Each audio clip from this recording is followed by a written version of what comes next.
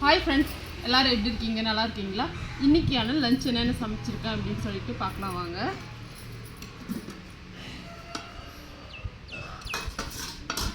First பார்த்தீங்கன்னா சாதம் செஞ்சுருக்காங்க. பிரேக்ஃபாஸ்ட்டு பார்த்தீங்கன்னா தோசை செஞ்சு வச்சுருக்கேன். சுடு தோசை இருக்குது. அடுத்ததாக பார்த்தீங்கன்னா கத்திரிக்காயெலாம் போட்டு கடைஞ்சி வச்சுருக்காங்க. தக்காளி, கத்திரிக்காய், இது கூடவே பச்சை மிளகாலாம் போட்டு நல்லா வதக்கிட்டு கடையிறது ரொம்பவே டேஸ்ட்டாக இருக்குங்க.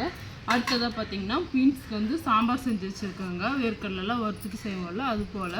தோசைக்கு பார்த்தீங்கன்னா வேர்க்கடலை தேங்காய்லாம் போட்டு எப்பயும் போல் சட்னி செஞ்சுருக்காங்க. பொரியல் வந்து பார்த்திங்கன்னா அவரைக்காய் பொரியலுங்க. இந்த பொரியல் வந்து ரொம்பவே சிம்பிளாக செஞ்சிடலாம், டேஸ்ட்டாக இருக்குங்க. ஆல்ரெடி நம்ம சேனலில் வீடியோ இருக்குது, கண்டிப்பாக அதை பாருங்கள். இது பார்த்திங்கன்னா புளி சாதம் செஞ்சுருக்காங்க. நேற்று கொஞ்சம் சாதம் வந்து கொஞ்சம் மீதி ஆயிடுச்சு. அதில் வந்து பார்த்திங்கன்னா புளி கொஞ்சம் போட்டு வச்சுருந்து காலையில் வந்து புளி சாதம் செஞ்சுட்டு சாப்பிட்றதுக்கு ரொம்பவே நல்லாயிருக்குங்க. இன்றைக்கி இதெல்லாம் தாங்க நான் சமைச்சிருந்தேன். இது பார்த்திங்கன்னா ஸ்நாக்ஸ்க்கு வந்து மாம்பழம் வச்சுருக்காங்க. இதை கட் பண்ணி வைக்க போகிறேன். குட்டீஸ்க்கு வந்து ரொம்பவே பிடிக்குங்க. உங்கள் வீட்டில் நீங்கள் என்னென்ன சமையல் சமைச்சிங்க அப்படின்றத ஷேர் பண்ணிக்கோங்க. இப்போ வாங்க குட்டீஸ்க்கெல்லாம் போட்டு கொடுத்துக்கலாம். காலையில் புளி சாதம் கேட்டாங்க, அதனால இன்றைக்கி புளி சாதம் தான் போட போகிறேன். போதுமாண்ணா?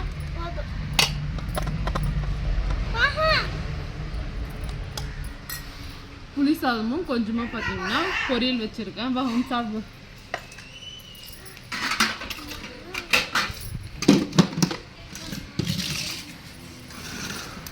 அடுத்ததாக பார்த்தீங்கன்னா லஞ்ச் பாக்ஸில் பேக் பண்ண போகிறாங்க. சாதம் போட்டுக்கிறேன்.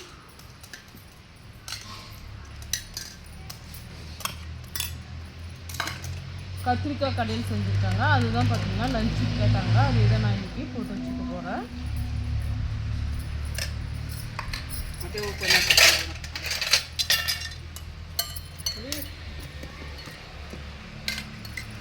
எல்லாருக்குமே பார்த்தீங்கன்னா சாதம் தான் இன்றைக்கி செஞ்சுருக்கேன். அதுதான் வந்து சாப்பிட போகிறாங்க. பொரியலும் வச்சுக்கிறாங்க.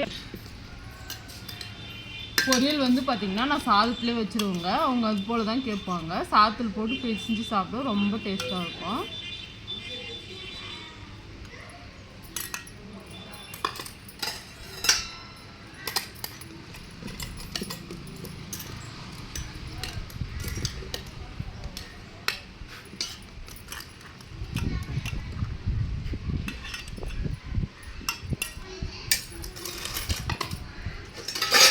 இன்றைக்கி பார்த்திங்கன்னா ரொம்பவே சிம்பிளான சமையல் தாங்க சமைச்சிருந்தேன். குட்டீஸ் பார்த்திங்கன்னா ரொம்பவே பிடிக்குங்க.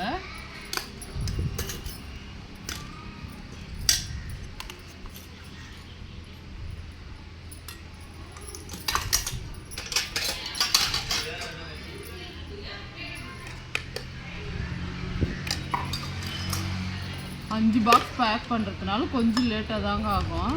யார் யாருன்னு பார்த்து பேக் பண்ணணும். ஒருத்தர் வந்து இந்த குழம்பு வந்து அதிகமாக சாப்பிடுவாங்க, ஒருத்தர் கம்மியாக சாப்பிடுவாங்க. அதுக்கு தகுந்த மாதிரி பேக் பண்ணி வச்சுக்கலாம். பாக்ஸில் பேர் போட்டதுனால ரொம்பவே ஈஸியாக இருக்குது.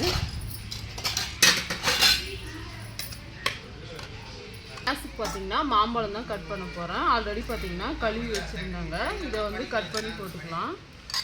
ரொம்ப பழமாக இல்லைங்க. இந்த மாதிரி இருந்தால் டேஸ்ட் வந்து ரொம்பவே நல்லாயிருக்கும். அதனால் இது மாதிரி அவங்களே எடுத்துன்னு வந்து கொடுத்ததுனால இது வந்து கட் பண்ணி வச்சுக்கிறேன்.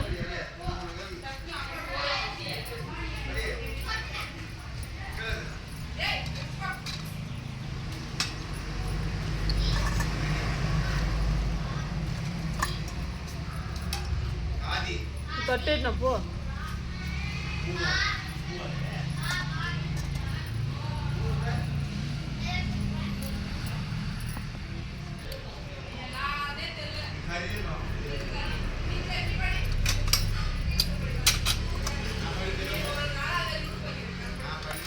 பேக் பண்ணிட்டேங்க. சாதமாக அவரைக்காய் பொரியல் வச்சுருக்கேன். அதுக்கப்புறமா கத்திரிக்காய் கடையில் வச்சுருக்காங்க. மாம்பழம் வந்து கட் பண்ணி வச்சுருக்கேன். பிரேக்ஃபாஸ்ட்டு பார்த்திங்கன்னா தோசை இருக்குது. இப்போது சாப்பாடு போட்டு கொடுத்துடலாம். புளிசோறு போட்டுட்டு புளிசோறு புளிசோறே சாப்பிட்றேன். ரெண்டுமே சாப்பிட்றேன். போமா சட்னி வைக்கிட்டா போமா. இது வேணுங்களா? சரி. அவ்வளோதாங்க. இன்றைக்கி பிரேக்ஃபாஸ்ட்டு லஞ்சு இதாங்க நான் சமைச்சிருந்தேன். உங்கள் வீட்டில் நீங்கள் என்னென்ன ஸ்பெஷல் சமைச்சிங்க அப்படின்றத மறக்காமல் கமெண்ட் பண்ணுங்கள். இந்த வீடியோ உங்களுக்கு பிடிச்சிருக்குன்னு நினைக்கிறேன். பிடிச்சிருந்தா சமையல் செய் சேனலுக்கு ஒரு லைக் பண்ணிவிடுங்க. கூட இருக்கிற சப்ஸ்கிரைப் பட்டனை கிளிக் பண்ணிவிட்டு ஆல்ன்ற நோட்டிஃபிகேஷனை கிளிக் பண்ணிக்கோங்க. அப்போ தான் பார்த்தீங்கன்னா நான் போடுற இது போல் ரெகுலர் வீடியோஸ் உங்களை தேடி வருங்க. அடுத்ததாக ஒரு இன்ட்ரெஸ்டிங்கான சமையல் வீடியோவில் பார்க்கலாம் ஃப்ரெண்ட்ஸ். அது வரைக்கும் பாய்.